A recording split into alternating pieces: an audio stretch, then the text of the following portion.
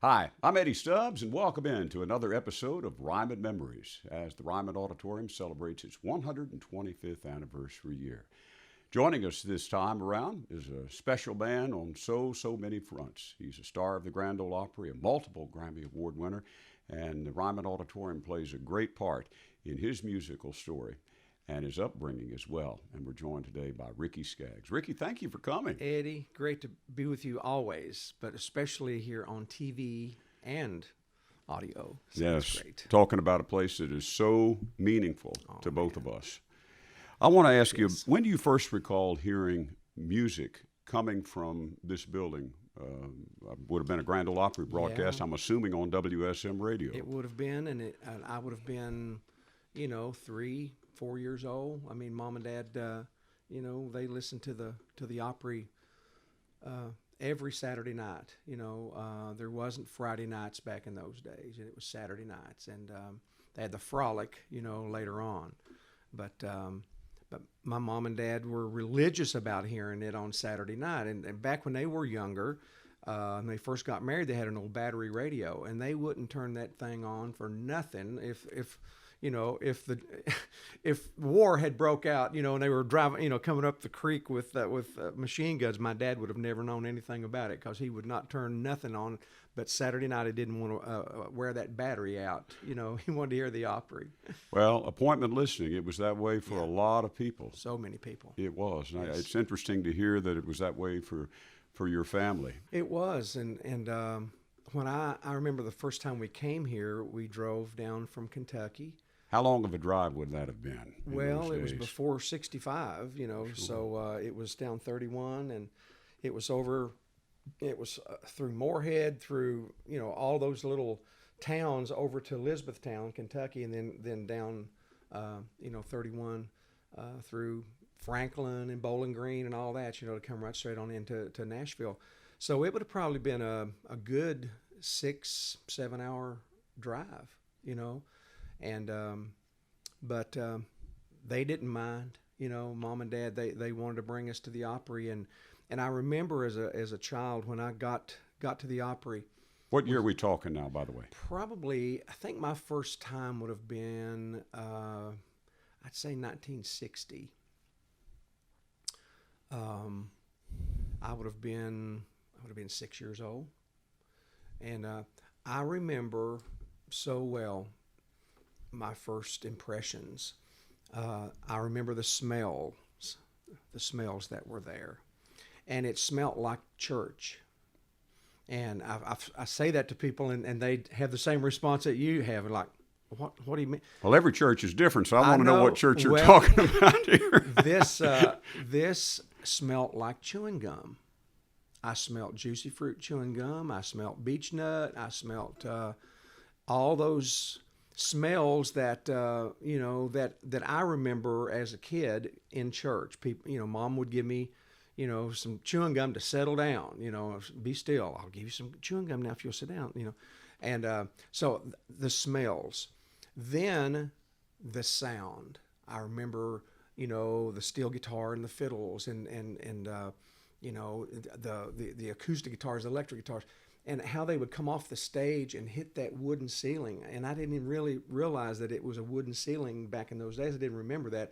But I just remember it coming out and hitting that and just kind of coming back down into my ears, and then I remember the colors, of what I saw. I remember the dark, rich colors of those Western suits, I guess the nudie suits or whatever, and the sparkles, the little rhinestones and everything, and when the spotlights would hit them, how they would just glisten. I mean, it was better than, of course, I'd never gone to Disney World.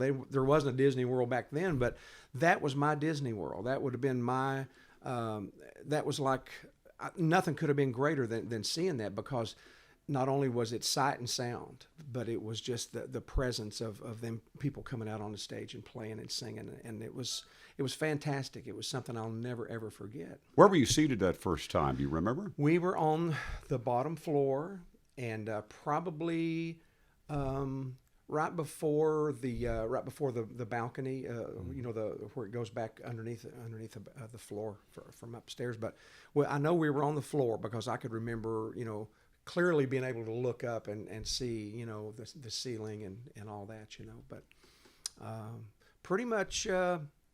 Maybe from the audience a little bit to the left of the stage, kind of where the announcer would stand today. Any memories of who you saw that actual night?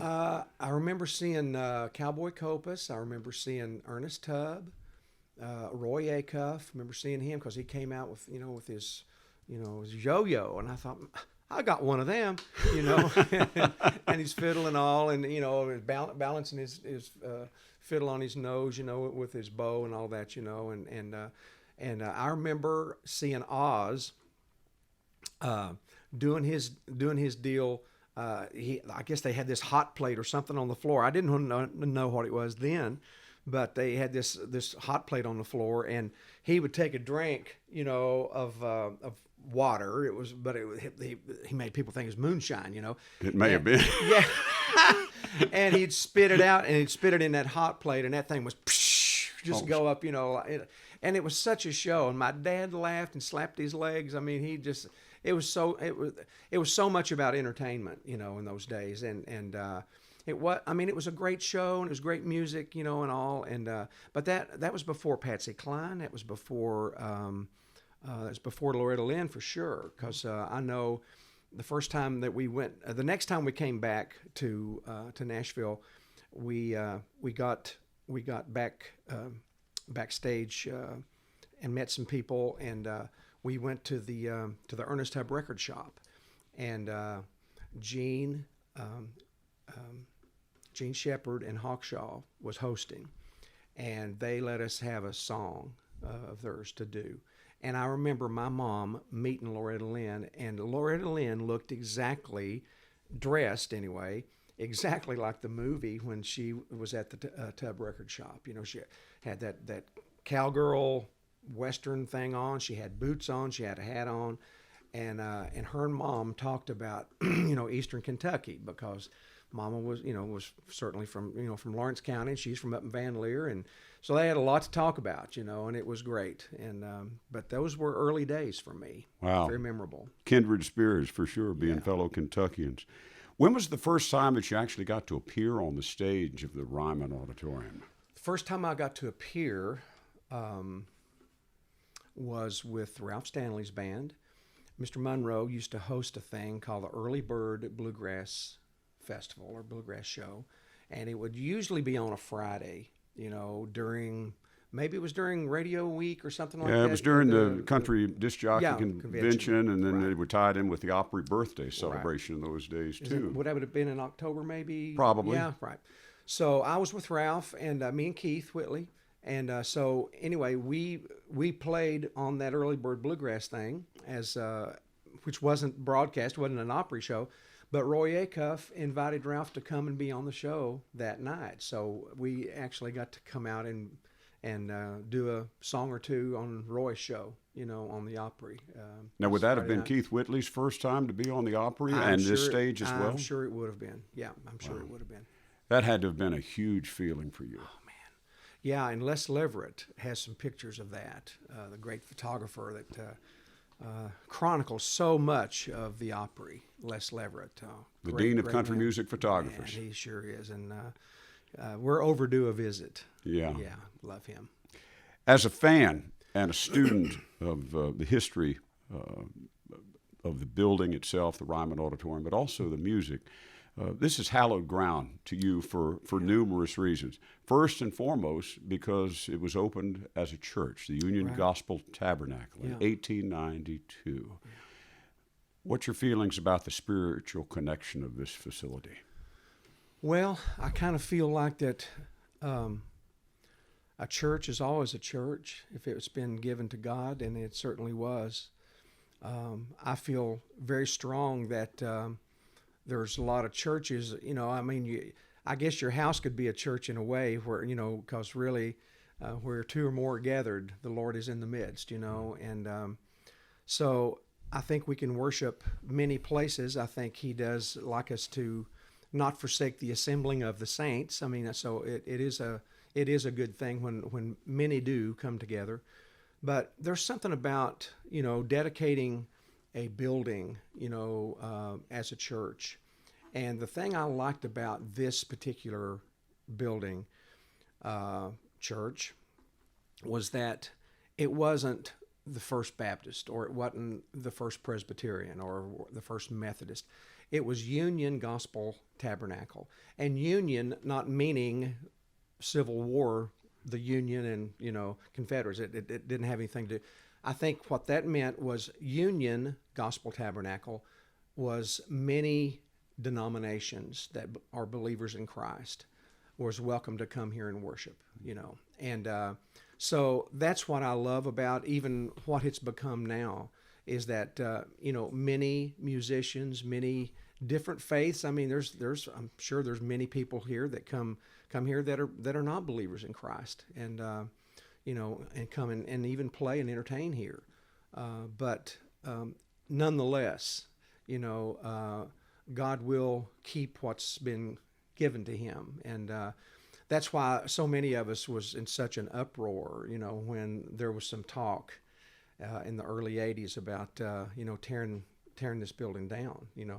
What in the heck could you ever? What would ever cross anyone's mind to believe that that people that love tradition and love history would allow that to happen? So many of us rose up with, over our dead bodies, and I'm thankful that Emmylou did a record here and really brought some prominence here to the old Ryman, and it certainly needed to be fixed up, and repaired and restored.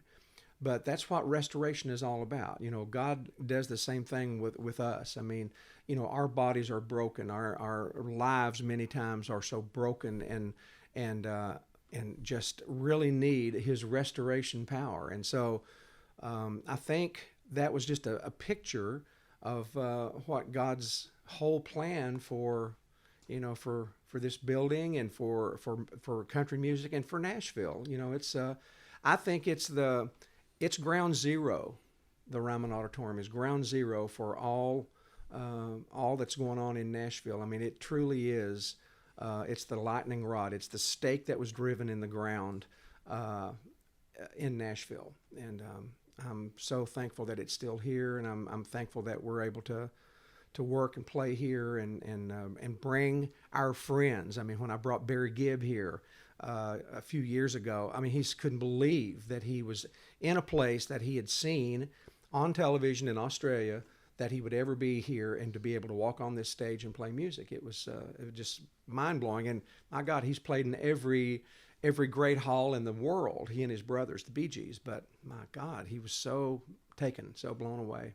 Well, it's on the National Register of Historic Landmarks, so it's saved, and we don't have to worry about it being demolished. That. Absolutely, yeah, right. Thank the Lord. Yeah. As a second point, as a fan and as a student, the Grand Ole Opry being here from 1943 to 1974, in the opinion of many people, some of the most golden times ever in the history and development of country music as a whole, but specifically tying in with that instrument you're holding.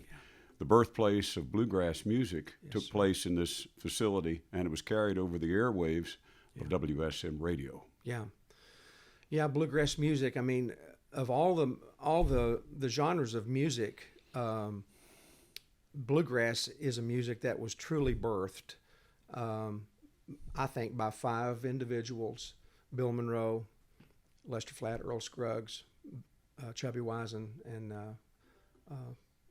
Howard Watts. Those 5 men are the guys that recorded the music. They were writing it as they went. It was like they took the things that they loved about old-time music and they wrote new songs around it. They had a new vocabulary with Earl Scruggs playing banjo style that he had heard in North Carolina and took and developed himself, and just really, became the banjo player of the ages forever, that inspired everybody else that came after him, And I think it was that driving banjo that really, when Mr. Monroe heard that, he said, "That's it. That's going to work." That's the final ingredient. Yeah, that's the icing on the cake. We got the cake built now. Let's just look for the icing. And Earl Scruggs was certainly he was that, and it just became a style of music that, as you know, didn't really get a name until years later. It was not called bluegrass music back then.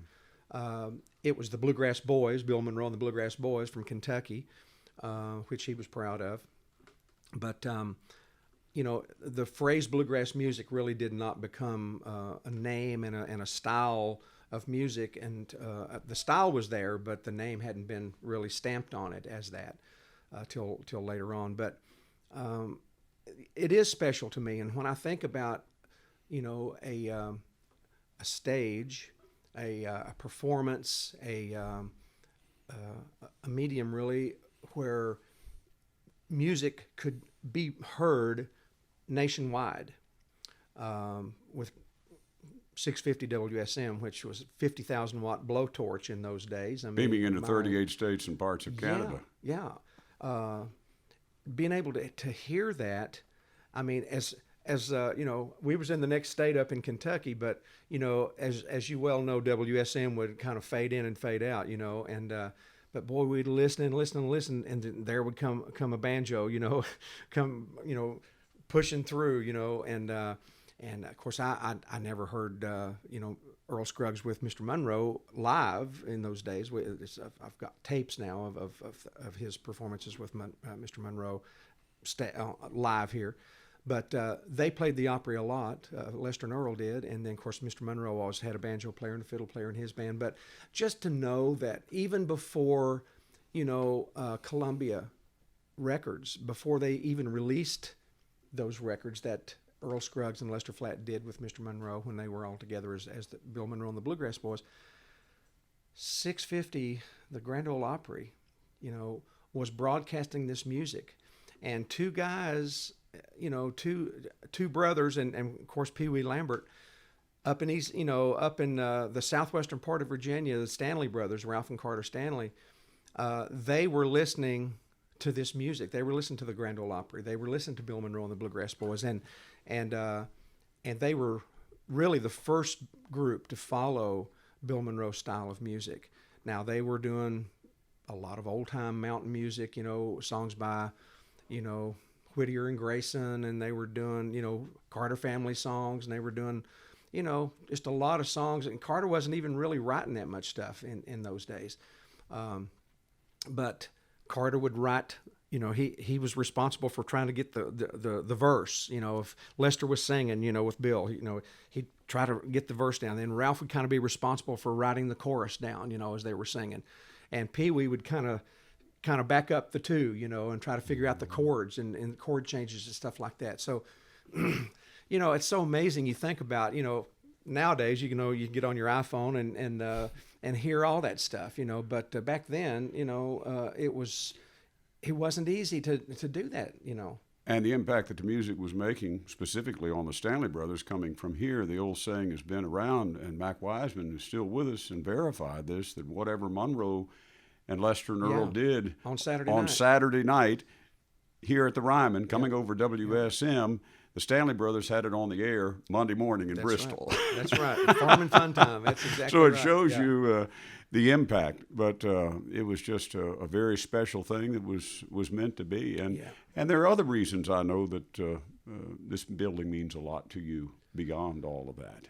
Well, it does. I mean, when one of the times when I came down here, I guess we'd come down a couple of times, and we'd already done the Ernst Tubb Record Shop.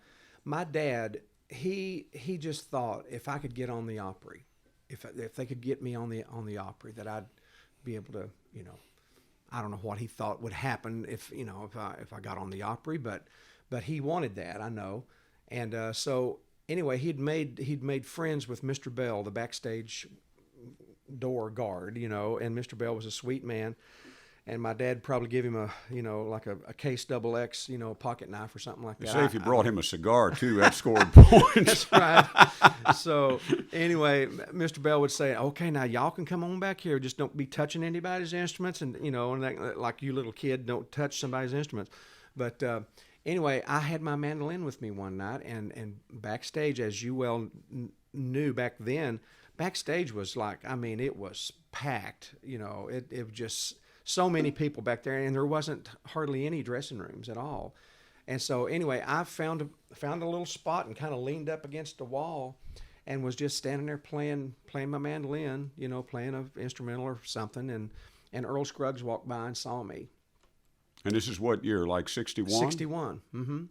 And we had just moved to Goodlettsville, and so he heard me play and started talking to my dad, and said, I'd really like you to bring him down for an audition next week, and for our television show. And Dad said, "Who do we have to kill?" No, it wasn't that. But it's like, this is amazing, But so I went down the next week and did the audition, and of course made the show and got to do the show, and to show you how backwards and how shy I was in those days, coming out of the hills of Kentucky as a kid. I had seen television. We had a TV. I guess I was probably 4 or 5 before we really got one. But I remember seeing Bonanza and some things like that in different shows. But when we saw that, they sent us a little card telling us when the show was going to air. WSM did, and so Mom got the dishes all done, supper over with, and put away, and we sat down on the couch to watch, Flat and Scruggs show that I was going to be on. Well, they did a couple of 2 or 3 songs, and then next thing they come back from commercial, I walk out on the screen and I grab Lester by the coattail and kind of pull at it like that. And there's surviving footage of all this that people can see. There is now, which is amazing, thankfully.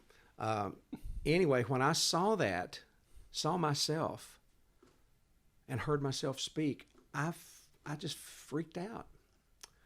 And I ran into my bedroom and got under my bed and just, I couldn't see it. I couldn't, it just didn't comprehend how I could be here and be seeing that. Because I guess up till that point, I knew people could take still photographs, but something moving, it just didn't make sense to me that videotape. I didn't get that concept. And so anyway, I didn't see that show. I heard it, I listened to it, but I couldn't stand to see it. And so for years and years, I tried to find a copy of that, because I grew up and got a little mind about me, and got beyond all that stuff. But it probably wasn't until I was 20 or 25 that I really started trying to find it. And anyway, thank God for Chet Rhodes went down to the Opry one night, or went down to the CMA, and someone had just brought in some some old Flat and Scruggs shows. And because there were some floating around, and anyway, he brought some in, and he went down and made copies of them and saw my show on there. And so I was on the road with my country band back in those days, and so he came to the Opry and brought Sharon a video cassette and said, "Here's some shows from Flat Scruggs." Said, "I think Ricky's going to really enjoy these, and said there's one in particular that he's really going to love, And I thought, oh my! So when I got home, so I sat down with my 2 youngest kids, Molly and Luke, and we sat there and we watched that show together. And of course, they couldn't believe I was ever that small. They'd never seen any footage of me that little, And it's amazing to see, and when I see in my eyes the determination that was in my eyes, and the want in my heart to do a good job and to play it right, and it was pretty overwhelming. Well, thankfully that was captured, and if you hadn't been at the Ryman Auditorium and made that connection with Earl Scruggs, would this have ever happened? Never would have happened. So we never know. This old building continues to pay dividends to me.